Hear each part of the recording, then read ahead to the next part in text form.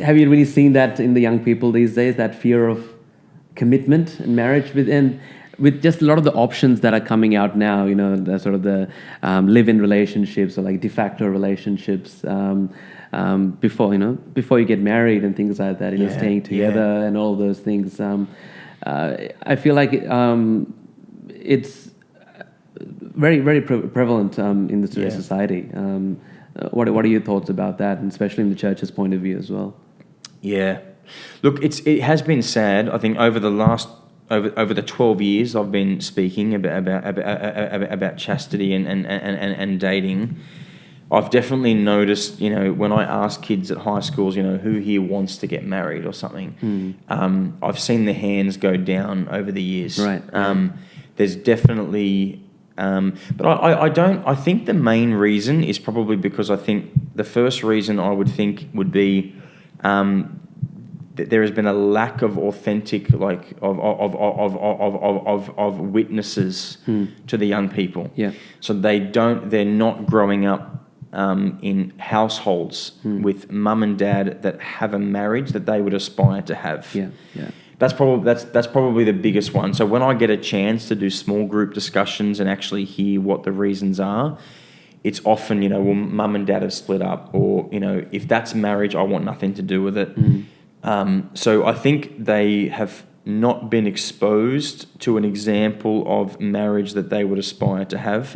Now, my parents' marriage is not perfect, but very good, right? They do have a marriage I have always aspired to have.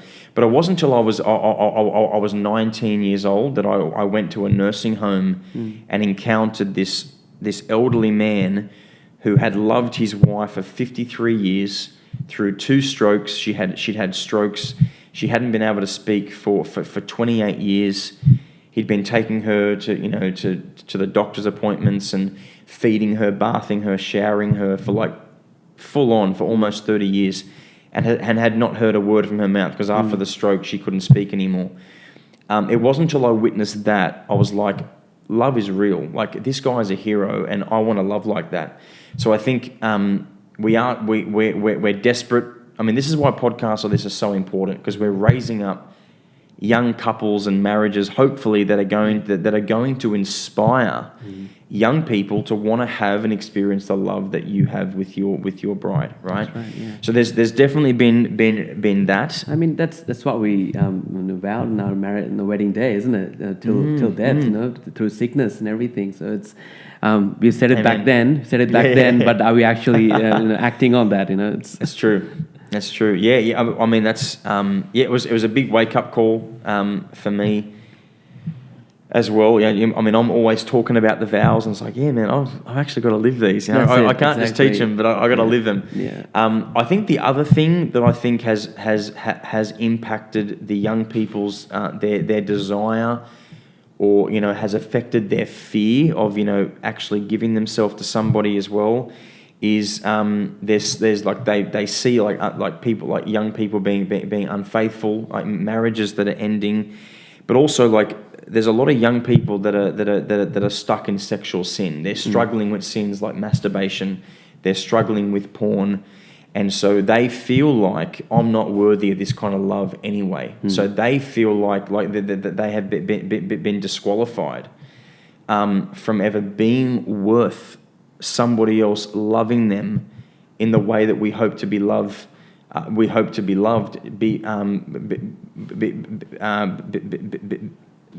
Because of our own sinfulness. Yeah. And so one of the big messages that I'm continuing to share with teens and with youth is that if there's sin in our life, okay, we need to feel guilt for those sins and confess those sins and experience God's forgiveness and mercy, and strive with His grace to overcome those sins.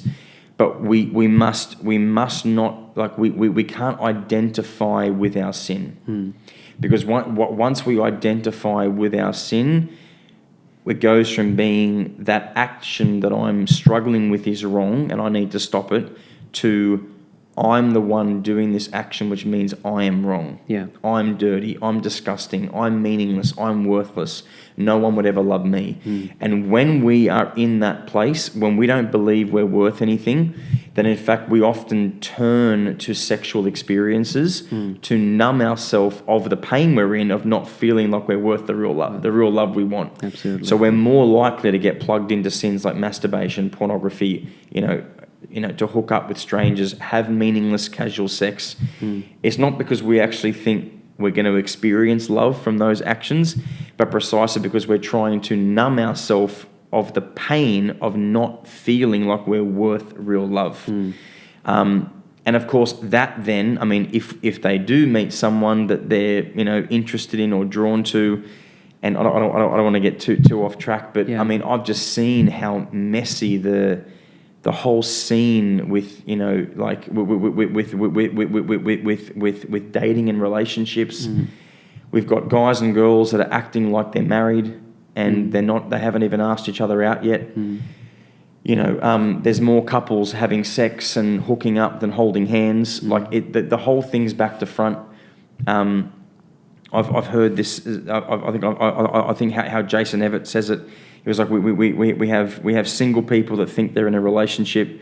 We've got people in a relationship that act like they're married, and married people that act like they're single. It was like everything's back to front, right? Yeah. And it's because we're so fearful. I think of what real love asks of us. So heaps of my work there, in heaps of the content I'm trying to share is helping people see that no matter what they've been through, no matter what sin they struggle with or they've experienced, it doesn't disqualify them from this real love. And there's not a single person out there that doesn't want to love and be loved. And so much of what I'm trying to do is helping to reignite that self-belief and that self-worth, that yes, we all crave love, and we do, and it doesn't matter what our past has been, we do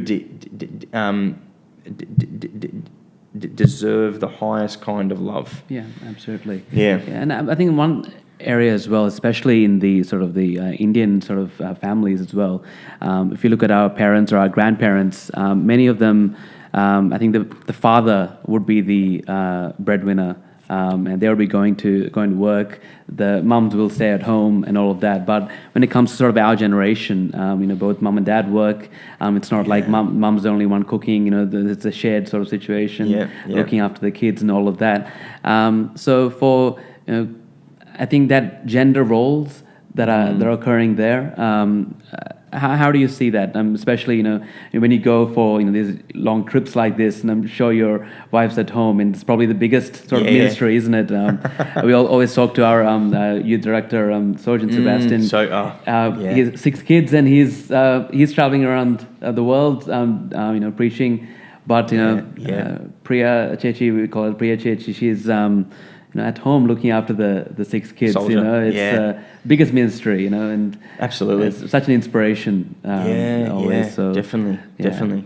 Yeah, look, I mean, we obviously in our ministry we have tried to help. When Madeline and I, when we didn't have children yet, she would speak a lot more with me, and she was much more a part of the ministry than what she's able to now. But really, she's doing a much more important ministry, being a mum at home with our kids. And also, I mean, there's a huge sacrifice that she's making to let me come out here and do trips like this. And I think not many people don't always see that. But really, she's the real hero in this outfit, because she's doing a lot and she's sacrificing a lot. Obviously, I try and work from home a lot. Obviously, when you're talking about roles, like when it comes to like the roles in our marriage, and I think, and this is church, I mean, from St. Paul's letter to from Ephesians 5, verse 21 to 33, he talks about how the husband is called to image Christ, who is the head, and the wife is called to image the church, his body. And so in my marriage, if you ask my wife, if you say, who's the head of the home, she'll say, it's Simon, right? But when we take a deeper look at what St. Paul's saying in Ephesians, really, headship means chief servant. Amen. So absolutely, yeah. headship means it's not that when I land back from this trip, it's not me. I'm not going to put my feet up and can I have a beer please, and some dinner, and Yeah. it's love. How can I serve, right? So although yes, I'm the head of my home, but the role of the head is to serve and to care for my wife and children. So I do try and be as hands-on as I can be at home. And I think deep down, I mean, my wife, she has expressed, and from the women that I've done ministry with as well, I think deep down every woman does crave a man of faith to lead her to Jesus. Amen.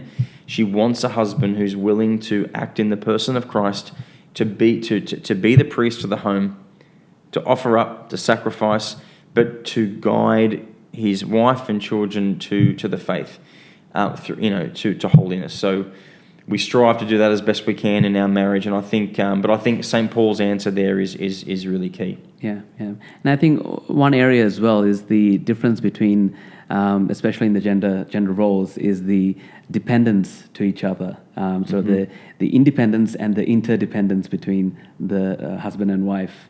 How do we see that? Because normally, sometimes, especially girls at the moment, they're very independent and girl power, because definitely that's how it should be.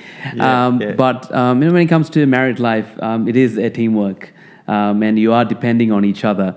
Sometimes, and there are times where the men have to depend on the women there, and vice versa as well. Yes. So that's something that shouldn't be. I mean, sometimes it's been looked down upon, or the women feel like they're not really. I don't need you. I don't need a man, and that's it. Exactly. Yeah. I mean, what are your thoughts on that one? It's well, I think. I mean, God, like when God created man as male and female, we were meant to complement one another. What's the enemy's strategy? He wants us to feel like we have to compete with one another. Yeah. Right. And so I think, look, I mean, anything, just like it's an easy way to know what Satan's going to try and do is just look what God's plan is, and he's going to try and do the exact opposite, right? Yeah. So I think, yes, absolutely. I think look, I have no problems saying on a podcast, right? I am the head of my wife, right? I'm the head of my marriage. I'm the head of my home. However, I would be an idiot, right, to think that because I'm the head of my home, that I don't tap into all the wisdom, the insight, the love that my wife has to offer. Yeah. Whenever I make a decision, whenever have been forced to make a call for our family that I think is right, as the head of the family, it's my responsibility to make the tough calls out of love for my family and to do what is best for my family. But I have never made a decision without sitting down with my wife, of course, yeah, hearing as much input, and it's almost always been her input has guided the final decision that I have made. She has helped in almost every major decision that we've ever had to make. It's been very, very, very, very rare, maybe once or twice, where I've just had to say, look, I think this is the right thing, and I'm willing to wear the burden if it's the wrong call, but I think this is right.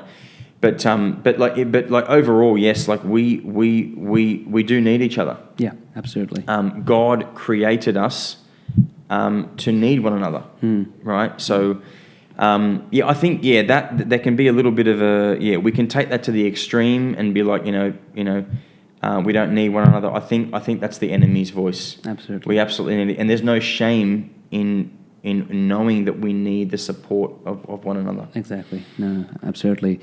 So, I think we've come to the end of our podcast, but just before we end, we're all about celebrating marriage, celebrating vocation. For the young people out there, married couples, and people who are sort of discerning to get married, or any other vocations, what is your sort of message to them about celebrating that vocation? If they're married already? If they're married, we can say if it's married, if they're celebrating their marriage if they're married, and then sort of the messages for them basically. Yeah. In a world where there's so much negativity going around marriage, people going around saying, "Oh, your life's, that's it. You finish your life's over. Life's over." Well, look, something that I hear. So my wife gave a talk last week, and I had the kids for the day, and I just took them to the park. And I've got 3 young kids, 4, 3, and 1. Amazing. And I think I heard 7 people in one morning looked at me and kind of scoffed and said, "Gee, your hands are full." Yeah. And I was like, I've kind of just like, I don't even know how to respond all the time. I'm just like, I just say, yeah, they're cute kids. That's why we got them. They're beautiful kids. Yeah. But I think that has been. I mean, I think people say, "Gee, you got your hands full," as though it's a nasty thing, or like I'm an idiot for having these beautiful kids. But I think I mean, if you were going to insult me, you probably should say, "Gee, you got your hands are empty," right? Yeah. Like, you're telling me my hands are full, and Jesus came to give us life to the full. Yeah. Amen. I think to get married, the greatest blessing of marriage is obviously the love between the spouses is first and foremost. That's beautiful. But the fruit of that love in children and having a spirit of openness to life, that is the greatest blessing. And I know, obviously, I'm not trying to add, like to what's to like. I know you said you just want to hear what's positive. Yeah. Obviously, children, there is sacrifice involved. Absolutely. Okay? Absolutely. Yeah. However, the joy that they bring is absolutely indescribable. Yeah. They are the most beautiful gift. And they have brought my wife and I so much closer together. It's been an absolute blessing. So I would just say, to celebrate marriage, be open to life. Amazing. Have children. Awesome. Yeah, absolute great message there, Simon. And thank you so much for spending this. I know you're very busy, and you've only have about a day and a half here in Perth, but managed to spend some time with us. So thank you so much, and hopefully I'll see you soon. Thank you, brother. Somewhere. Thank you very much. So that's God Simon. bless you all. Thank you. So there's Simon and Naveen signing off. Thanks, everyone.